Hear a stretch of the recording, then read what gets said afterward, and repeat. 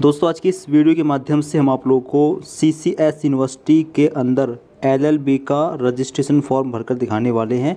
CCS university के अंदर LLB के एडमिशन शुरू हो गए हैं। अगर आपको सीसीएस यूनिवर्सिटी से एफिलिएटेड किसी भी कॉलेज से एलएलबी करनी है तो अपना रजिस्ट्रेशन करा लेना होगा। मोबाइल फ़ोन से कंप्लीट रजिस्ट्रेशन आपको करके दिखाएंगे। इस वीडियो को फॉलो करके आप लोग भी अपना रजिस्ट्रेशन फॉर्म भर सकते हैं। वेबसाइट रहेगी ये, इसका लिंक दे देंगे डिस्क्रिप्शन बॉक्स में। क्लिक करके डायरेक्ट लिंक पर आप क्लिक करके आप इस वाले पेज पर आ सकते हैं। इसके बाद में आपको नीचे आना है। नीचे आने के बाद में कॉलेजों का रजिस्ट्रेशन फॉर्म भरा जाएगा। यहाँ से LLB college registration 3 year course, इस पर आप क्लिक कर देंगे। कॉलेज के रजिस्ट्रेशन फॉर्म आपको भरकर दिखाते हैं। इस पर क्लिक करेंगे, फिर एप्लीकेशन फॉर्म आपके सामने ओपन हो जाएगा। अब स्टेप 1 आपके सामने ओपन है। सबसे पहले आपको अपना फुल नेम यहाँ पर डालना होगा, ठीक है। फुल नेम से पहले मिस्टर, मिसेस, ये मिस वगैरह कुछ नहीं लगाना है। आगे अपने फादर का नाम यहाँ पर डालना है, मदर का नाम यहाँ पर डालना है। आगे अपनी डेट ऑफ बर्थ डालनी है। डे में जाएंगे, डे सेलेक्ट कर लेंगे। मंथ में जाएंगे, मंथ सेलेक्ट कर लेंगे। और ईयर में जाकर ईयर सेलेक्ट कर लेंगे, ठीक है। इससे आगे रहेगा जेंडर। आपका जेंडर क्या, आपको अपना जेंडर डालना है। आगे आधार नंबर, यहाँ पर अपना आधार नंबर डाल देंगे। आगे नेशनलिटी आपकी क्या, आपको अपनी नेशनलिटी फिल कर लेनी है, इंडियन।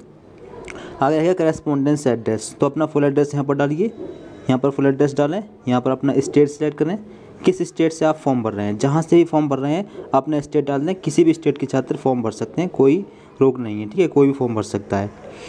इसके बाद जिला आएगा। उत्तर प्रदेश अगर आपने भरा तो उत्तर प्रदेश के अंदर किस ज़िले से फॉर्म भर रहे हैं, आपको अपना ज़िला सेलेक्ट करना होगा, ठीक है। आगे रहेगा पिन कोड, जिस एरिया में आप रहते हैं उस एरिया का पिन कोड यहाँ पर डालना है। इसके आगे है परमानेंट एड्रेस, तो अगर करेस्पॉन्डेंस एड्रेस और परमानेंट एड्रेस सेम है तो इस पर आप टिक लगा देंगे, is same as correspondence address. फिर सेम एड्रेस आपका नीचे भी फिल हो जाएगा, ठीक है। इसके बाद में फिर नीचे आएंगे। नीचे आने के बाद में डालना होगा मोबाइल नंबर। मोबाइल नंबर पर आपको इन्फॉर्मेशन मिलती रहेगी। मोबाइल नंबर यहाँ पर डालना वैलिड होना चाहिए। आगे है ईमेल एड्रेस, यहाँ पर ईमेल आईडी फिल कर देंगे अपनी। आगे री एंटर में दोबारा से ईमेल आईडी फिल कर देंगे अपनी। आगे है पासवर्ड, तो पासवर्ड आप इस तरीके से बनाएंगे कि पासवर्ड का पहला वर्ड लेना है आपको कैपिटल लेटर, इसके बाद में स्मॉल लेटर, इसके बाद में स्पेशल कैरेक्टर और इसके बाद में न्यूमेरिक लेटर। आप देखें किस तरीके से बनाना है। जैसे आप मान सकते हैं कि P कैपिटल AT@123, इस तरीके से आप अपने पासवर्ड को रख सकते हैं, ठीक है। यही सेम पासवर्ड री एंटर पासवर्ड में भी आपको डाल देना है। इसके बाद में नीचे आना है। नीचे आने के बाद में जो भी कैप्चा आपके सामने आए वो कैप्चा कोड एंटर टेक्स्ट में डाल देना है। इसके बाद में चेक कर लें इन्फॉर्मेशन। चेक करने के बाद में रजिस्टर नाउ पर आपको क्लिक कर देना है, आपका रजिस्ट्रेशन हो जाएगा। फिर इसके बाद में आपका रजिस्ट्रेशन हो जाएगा। आपके सामने आएगा sign up registration complete successfully with registration number. आपको रजिस्ट्रेशन नंबर मिला होगा और एक SMS आपके फ़ोन पर गया होगा, उसमें पासवर्ड भी होगा और रजिस्ट्रेशन नंबर भी होगा, ठीक है। ओके पर आप लोग क्लिक कर देंगे। क्लिक करने के बाद में आपको नीचे आना है। नीचे आने के बाद में आपको दिखेगा क्लिक हियर टू कंटिन्यू। अगर आप दोबारा से इसी पेज पर आना चाहें तो लॉगिन कर लेंगे, ठीक है। लॉगिन करके आप दोबारा से अपना फॉर्म भर सकते हैं, ठीक है। फिलहाल अगर एक तरफ से भर रहे हैं तो क्लिक हियर टू कंटिन्यू पर आप लोग क्लिक करते जाएंगे। इसके बाद में स्टेप 2 आपके सामने ओपन हो जाएगा। अब स्टेप 2 में आपको अपनी रिजर्वेशन डिटेल देनी है। इनकम ग्रुप, इसमें जाएंगे।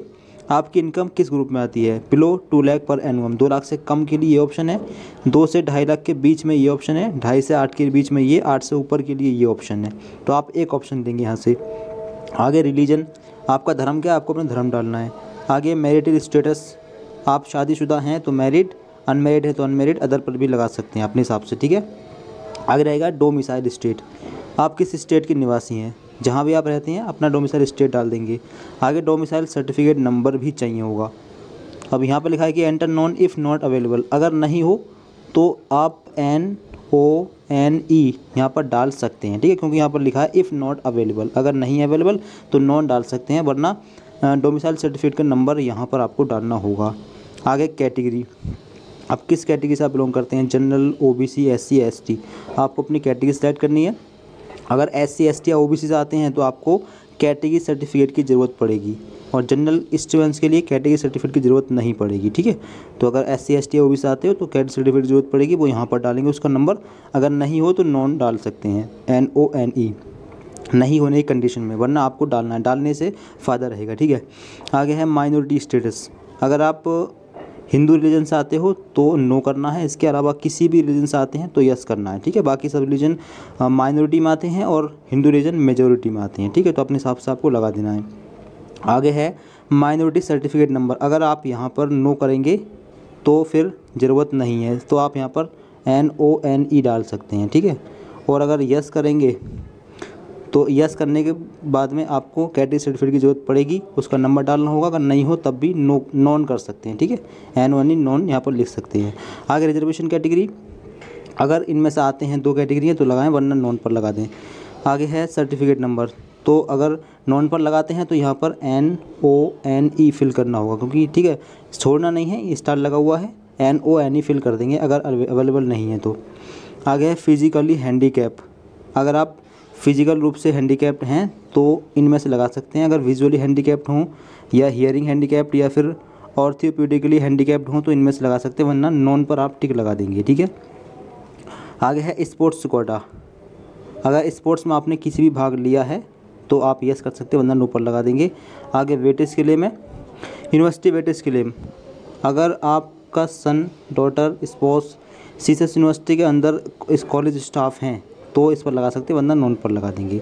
आगे NSS, NCS, NCC, अगर आपके पास NCC का B सर्टिफिकेट है या C सर्टिफिकेट है या NSS का कोई और सर्टिफिकेट है तो इनमें सेलेक्ट कर सकते हैं, वरना नॉन पर टिक लगा देंगे।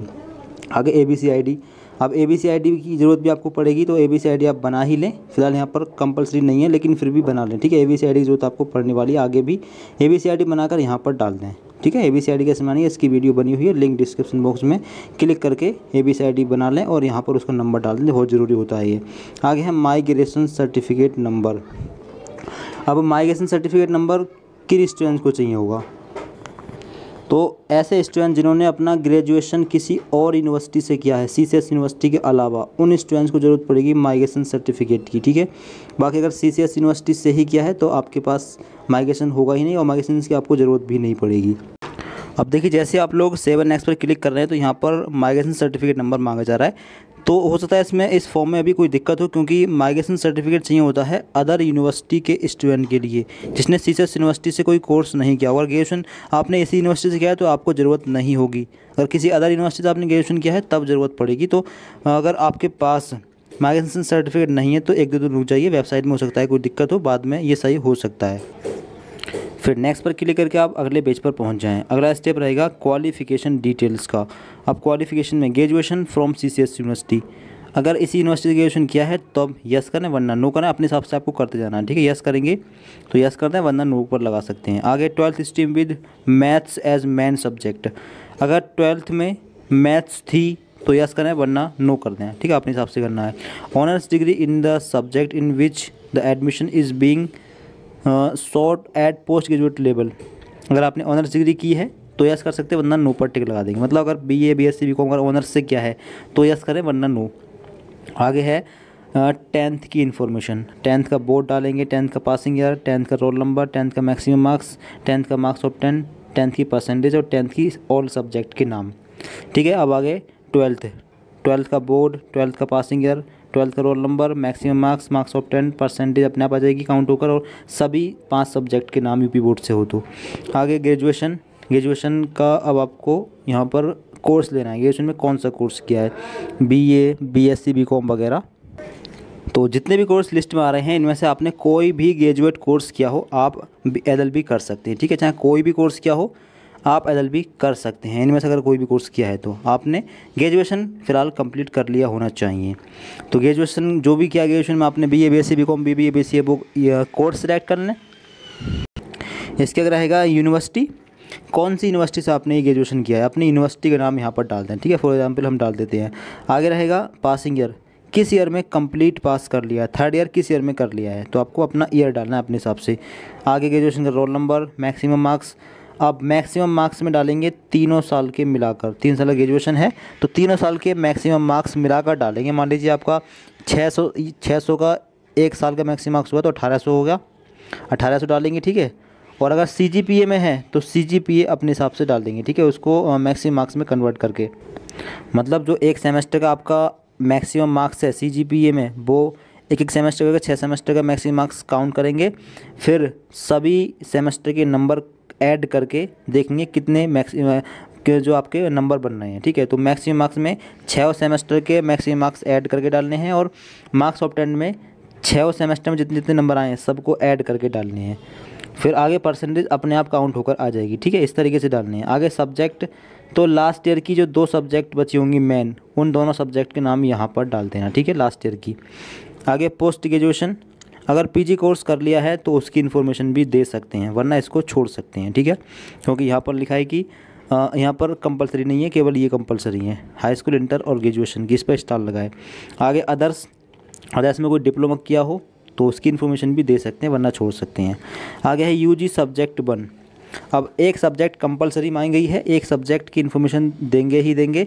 यूजी में जो एक सब्जेक्ट थी आपके पास, मान लीजिए बीए किया आपने, अब बीए में आपके पास हिस्ट्री या पॉलिटिकल साइंस थी तो पॉलिटिकल साइंस ले लें।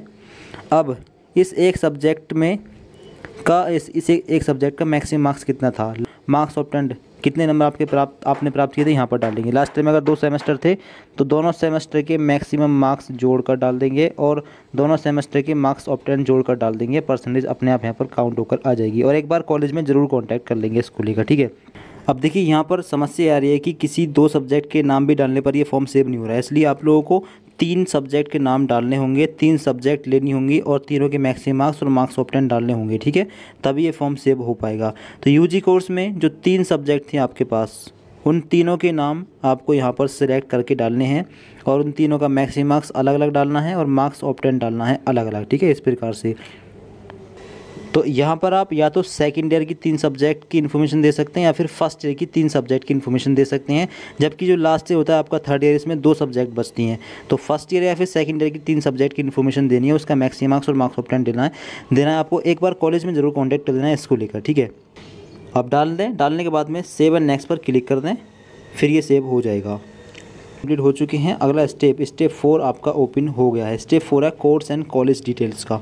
सबसे पहले आपको कोर्स प्रेफरेंस 1 डालना है। कोर्स प्रेफरेंस तो LLB 3 ईयर के फॉर्म है, इसको सिलेक्ट कर लेंगे।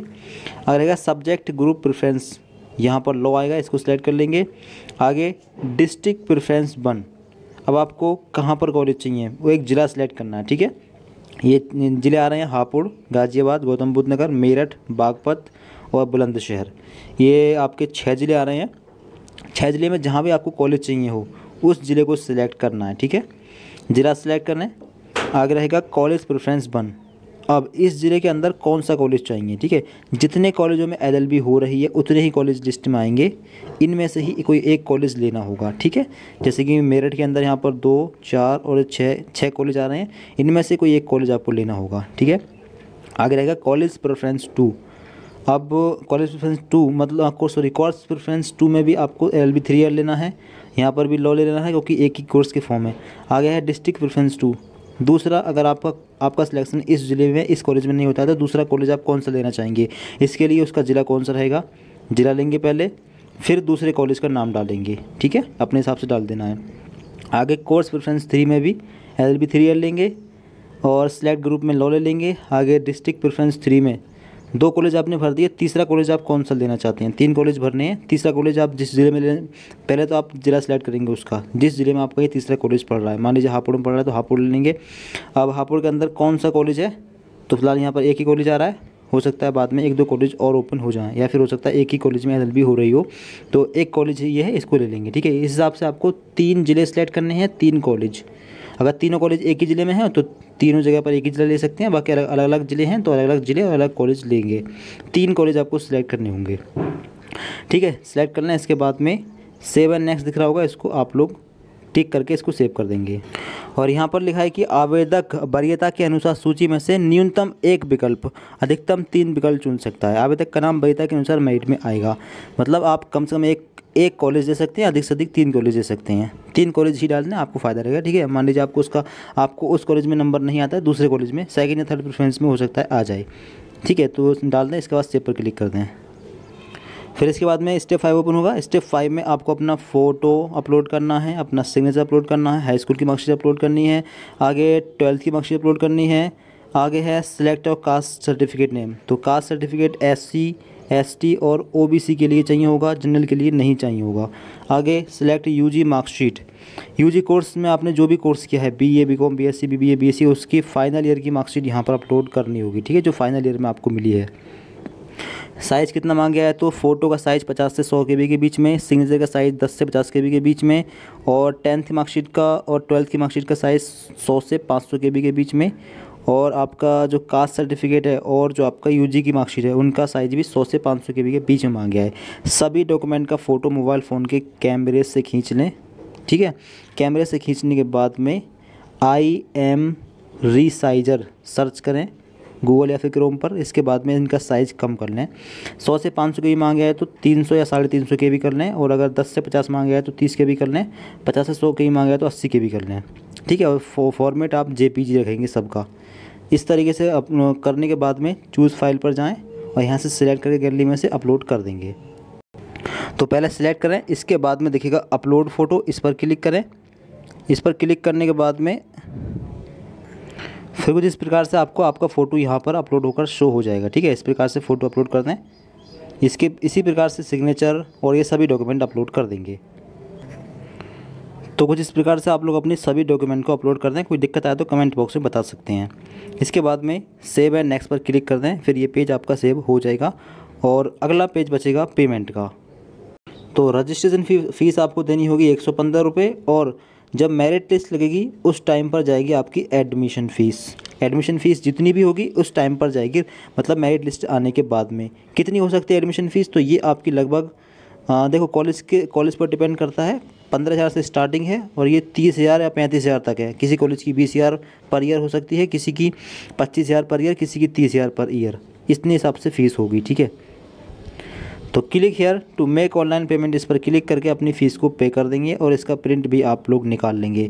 और अधिक जानकारी के लिए आप इस चैनल को सब्सक्राइब कर लें। आगे मेरिट की जानकारी भी आपको इस चैनल के माध्यम से प्रोवाइड कराएंगे और हर प्रकार की जानकारी आपको इस चैनल के माध्यम से प्रोवाइड कराएंगे। कोई दिक्कत आ रही है फॉर्म भरने में किसी तरह की, तो कमेंट बॉक्स में बता सकते हैं।